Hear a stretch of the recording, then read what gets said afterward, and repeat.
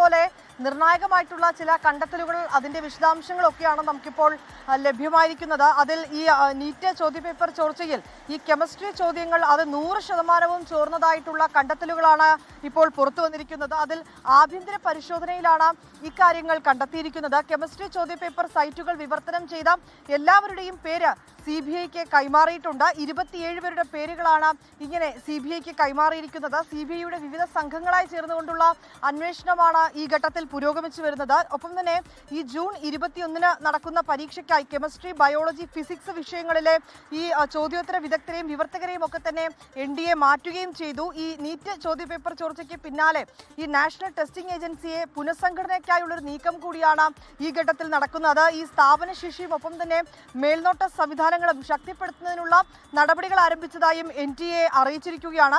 മുൻ ISRO മേധാവി K രാധാകൃഷ്ണന്റെ നേതൃത്വത്തിലുള്ള ഉന്നതതല വിദഗ്ധ സമിതിയുടെ ശുപാർശയ്ക്ക് അനുസൃതമായിട്ടാണ് ഈ മാറ്റങ്ങൾ കൊണ്ടുവരാൻ